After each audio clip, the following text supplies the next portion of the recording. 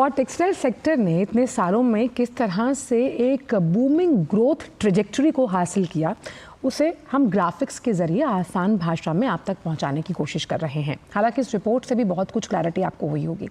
तो भारतीय अर्थव्यवस्था में कृषि के बाद अगर हम देखें तो टेक्सटाइल सेक्टर सबसे महत्वपूर्ण योगदान देता है जब हम जीडीपी ग्रोथ की बात करते हैं। और इसी टेक्सटाइल सेक्टर को लेकर अगले 5 सालों का जो रोड मैप है, जो खाका है, वो तैयार किया जा चुका है।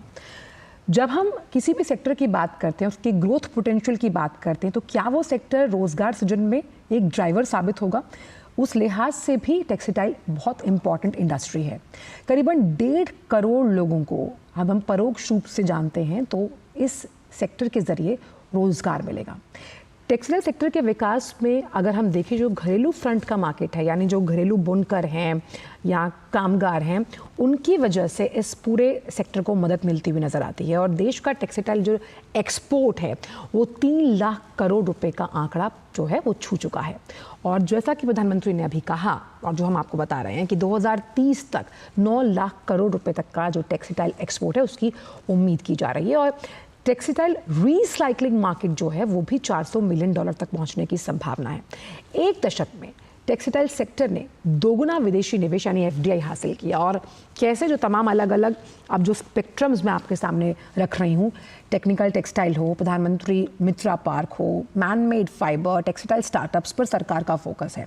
और बुनकर और हैंडीक्राफ्ट्स कारीगरों को प्रशिक्षित करने का काम, यानी हर हाथ को हुनर, जिसकी वजह से हम स्किल्ड वर्कफोर्स लेबर तैयार कर रहे हैं इस सेक्टर के लिए। और भारत दुनिया का 6ठा सबसे बड़ा टेक्सटाइल और एपरल्स एक्सपोर्टर है।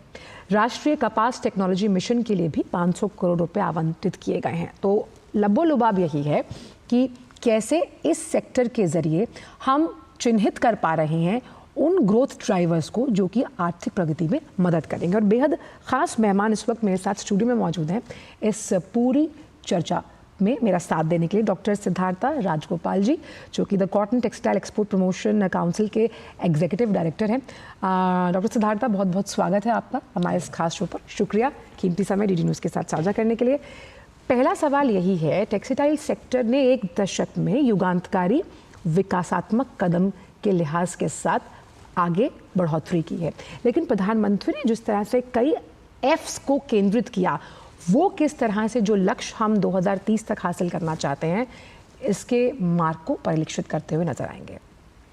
नहीं, जैसा कि आपने अभी दर्शाया, क्या क्या अभी टेक्सटाइल सेक्टर का क्या योगदान है हमारे इकोनॉमी में, और प्रधानमंत्री के भाषण में भी हमने देखा कि उन्होंने एक रोड मैप बनाया और कई ऐसे बातें बताई जिसमें कि हम लोग जो हैं काफ़ी आगे बढ़ सकते हैं। एक तो पहले ही कहा कि 9 लाख करोड़ का हमारा एक्सपोर्ट हो जाएगा 2030। उन्होंने स्कीमें भी बताई हैं जिसके तहत काम चालू हुआ है। जैसे कॉटन को ही ले लीजिए, कॉटन प्रोडक्टिविटी के लिए एक कॉटन मिशन उन्होंने अनाउंस किया है, 500 करोड़ का फंड है, और वहाँ से बात शुरू होती है। उसके बाद वैल्यू ऐड होता रहता है आगे, और स्पिनिंग, वीविंग और हैंडीक्राफ्ट्स, हैंडलूम जो हमारे अदर सेक्टर्स हैं, तो उसमें भी काफ़ी हम लोगों को देखा जाएगा कि आगे एक इंटीग्रेटेड रूप से हम लोग आगे बढ़ेंगे। तो एक तरह से कहना चाहिए कि इम्पोर्टेंट सेक्टर है, बहुत पुराना सेक्टर है, इसकी नींव रही हुई है। अब आगे इसको चैलेंजेस जो आ रहे हैं हमारे सामने, उसके तहत हम उसको कैसे डील करें, और एक रोड मैप जो है हमारे सामने आया है। अच्छा जी, प्रधानमंत्री mega integrated textile reason and apparel यानी मित्रा प्रोग्राम का अगर जिक्र किया जाए, या फिर जो PLI स्कीम्स हैं जो इस सेक्टर में और इन्वेस्टमेंट लेकर आएंगी, टेक्नोलॉजिकल एडवांसमेंट्स को आप कितना अहम मानते हैं इस सेक्टर के लिए? क्योंकि लगातार टेक्सटाइल सेक्टर के बारे में कहा जाता है, आप कोई भी उत्पाद जब बनाते हैं उसमें वक्त लगता है, क्योंकि वो आपकी मेहनत और आपके हाथ के प्रशिक्षण से जुड़ा है। लेकिन तकनीक का साथ अगर टेक्सटाइल सेक्टर को मिलता है, तो आप कितना बड़ा बदलाव इसे मानेंगे आने वाले दशक के लिए? देखिए, एक बात तो साफ है कि टेक्सटाइल जो है वो एक क्राफ्ट है, हैंडीक्राफ्ट से शुरू हुआ। हैंड की जो आप देखते हैं एक तरह से उसका जो हुनर वहाँ से आता है, और साथ साथ जब इकोनॉमी और टेक्नोलॉजी का डेवलपमेंट होता है और हर तरह से हम देखते हैं कि हर क्षेत्र में टेक्नोलॉजी उभर के आ रहा है, तो टेक्सटाइल में भी चाहे डिज़ाइनिंग हो, चाहे प्रोडक्टिविटी हो, चाहे हम लोग एक तरह से कहना चाहिए कि स्किलिंग को भी प्रिसिशन जो हम लाएंगे अपने मेथड्स में, वो प्रिसिशन टेक्नोलॉजी से। तो टेक्नोलॉजी आज हम ना चाहते हुए भी हमारे साथ है, और हमको उसका एक बहुत ही क्या इमेजिनेटिवली वे से हमें उपयोग करना चाहिए, बिकॉज ट्रेडिशन और मॉडर्निटी का ये एक मिलन है।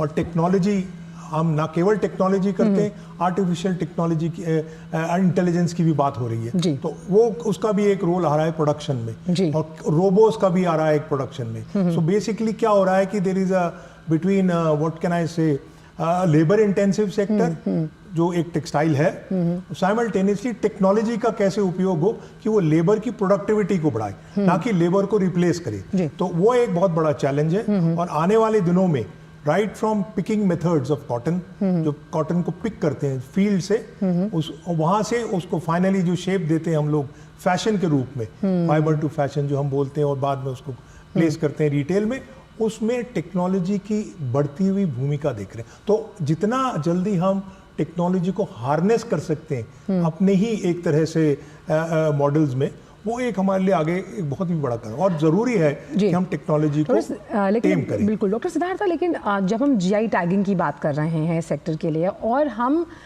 फैक्ट्री से फैशन की जो बात लगातार करते हैं, आप भारत को अन्य बाज़ारों की तुलना में कहाँ खड़ा हुआ पाते हैं फैशन, फिर कॉस्ट इफेक्टिवनेस और मार्केटिंग के लिहाज से? आपकी बात सही है, बट इंडिया हैज़ का रोल फैशन में बहुत सालों से रहा है, दशकों से रहा है।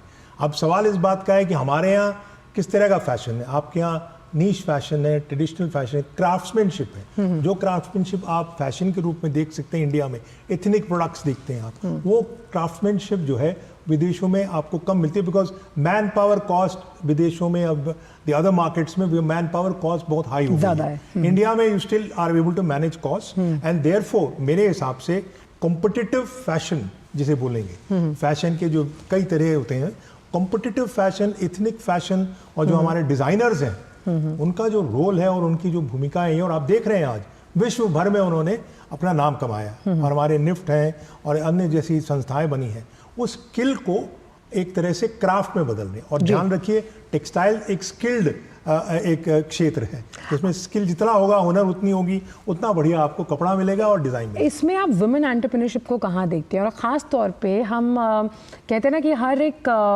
सदी का अपना एक फेवरेट परिधान या कपड़ा होता है, तो आप ख़ास तौर पर कौन से वो अनएक्सप्लोरेबल कपड़े देखते हैं? जैसे कि जूट को बहुत प्रमोट किया गया, हमने देखा कि जूट के कई तरह के परिधान इंटरनेशनल मार्केट में धूम मचा रहे हैं। इस तरह से हमने खादी को इंटरनेशनलाइज्ड होते हुए देखा है। तो ये जो सफ़र है अभी और कितना लंबा तय करना बाकी है? नहीं, नेचुरल फाइबर्स का जो रोल है पूरे टेक्सटाइल क्षेत्र में, उसका कोई एक्चुअली मुकाबला नहीं है। भले कॉटन हो, जूट हो, और अन्य फाइबर जो आ रही हैं जो नेचुरल फाइबर्स हैं, तो उनमें आप देख रहे हैं जूट में, जूट फॉर पैकिंग था, अब जूट फॉर फैशन हो गया, और जूट के बहुत ही demand, khadi for fashion also. जो भारत टेक्स है उसमें लोग जो है हमें मिले कल, जो कहाँ से आए, कोलंबिया से आए, पेरू से आए, और वो लोग जूट को देखने निकले, और वो वाकई से जूट के प्रोडक्ट सोर्स करना चाहते। तो I am happy to report that कि काफ़ी वहाँ पे डिस्कशन हुआ, तो उसकी एक मांग और डिमांड बढ़ी। कॉटन एक यूनिवर्सल है, उसका एक सस्टेनेबल प्रोडक्ट है, और भारत की कॉटन में पहचान है। तो cotton is one of the most sustainable fibres in the world. तो कॉटन के प्रयोग डिफरेंट तरीके से होते हैं। तो हम लोग जो है कॉटन जूट के जो ब्लेंड्स हैं, अब कॉटन को अन्य कंपोनेंट से ब्लेंड करिए, तो कहने का मतलब ये हुआ कि कई तौर तरीके हैं, जैसे कि आप वो निखार ला सकते हैं नेचुरल फाइबर का। और आज भी मैं कह दूं कि नेचुरल फाइबर का कोई ज़्यादा मुकाबला नहीं है दुनिया में अन्य फाइबरों से। अच्छा, उसमें हमारी एडवांटेज बहुत है। अच्छा, कोई ऐसा डार्क हॉर्स टेक्सटाइल इंडस्ट्री का जो हम या आप नहीं जानते, और आपको उम्मीद है कि इसकी परम्यूटेशन और कॉम्बिनेशंस के साथ इंटरनेशनल मार्केट में टेक्सटाइल सेक्टर, जब हम अभी तो खैर 6ठे नंबर पर हैं, और जल्द ही 3-4 पायदान और ऊपर छलांग लगाते हुए दिखेंगे? नहीं, आपने देखा होगा कि यहाँ एक पेविलियन लगा हुआ अन्य फाइबर्स का। अच्छा, that is a very good Pavilion, अगर मौका मिले तो कोई जाए उसको देखे। तो वहाँ पे जो ब्लेंडिंग दिखाई है, वहाँ ने उन फाइबर्स को कैसे मार्केट में लाया जाए और उनकी पॉपुलैरिटी बढ़ाई जाए, और पॉपुलैरिटी तो थ्रू मार्केटिंग एफर्ट्स होगा। और ये देख रहे हैं कि काफ़ी हद तक रिसर्च और वो एनालिसिस के बाद फाइबर कंपोनेंट्स निकले, मिल्क फाइबर है, बैम्बू फाइबर है, कई तरह के फाइबर हैं, उसके होम टेक्सटाइल प्रोडक्ट आपको देखने को मिलेंगे। और कई तरह से लोगों ने जो है प्रयोग करके एक तरह से सस्टेनेबल प्रोडक्शन, जिस पे आप देख रहे हैं बड़ा एम्फेसिस है आज और बहुत ज़रूरी भी है आगे जाते हुए, तो इस सस्टेनेबल प्रोडक्ट लाइंस को बना के थ्रू डिफरेंट फाइबर्स, वो एक बहुत ही बड़ा क्षेत्र है और प्रयोग का एक एरिया भी है। और मैं आपको बता सकता हूं कि हमारे यहाँ अमस से तो रिसर्च में जो लोग लगे हुए हैं वो हर तरह से कोशिश करते हैं कि नए फाइबर हम लोग सामने रखें। और ये निट्रा है, ऐसे जो रिसर्च एसोसिएशन है इंडिया, वहाँ भी काफ़ी काम हो रहा है। तो ये एक बहुत ही अच्छा दृश्य आपको मिलता है भारत टेक्स में भी, एक बहुत बढ़िया पेविलियन बना है जिसको देखना चाहिए और जिसमें आपको लगता है कि केवल हम ओल्ड ट्रेडिशनल फाइबर्स की बात नहीं कर रहे, हम नए फाइबर की खोज में हैं और हमें ज़रूर जो है उसमें एक सफलता मिल रही है। और एक चीज़ यहाँ पर ये, जैसे हमने देखा कि हथकरघा दिवस मनाया जाता है और स्टार्टअप्स के लिहाज से भी हम इस सेक्टर में कई पॉजिटिव चेंजेस होते हुए देख रहे हैं, वो किस तरह से आपको लगता है कि स्टार्टअप्स के लिहाज से टेक्सटाइल इंडस्ट्री कितना फ्यूल इन कर पाएगी भारतीय जीडीपी में? नो, स्टार्टअप्स जो है वो आपको, यू विल बी अमेज्ड कि इतने स्टार्टअप्स एक्टिव हैं टेक्सटाइल में, स्पेशली होम टेक्सटाइल सेक्टर में, कि वो उस तरह से एक तरह से अपना मार्केट ढूंढ रहे हैं। और स्टार्टअप को जो है उनको एक तरह से आगे आना भी चाहिए इन वेरियस एरियाज जहाँ पे जो है ट्रेडिशनल बिजनेसेस नहीं आ पाती हैं। तो उन क्षेत्रों में भी, जैसे कल प्रधानमंत्री ने भी कहा था, स्टार्टअप्स का योग है स्पेशली इन क्या ओल्ड क्लोथिंग, जो ओल्ड क्लोथिंग और रिसाइकलिंग है।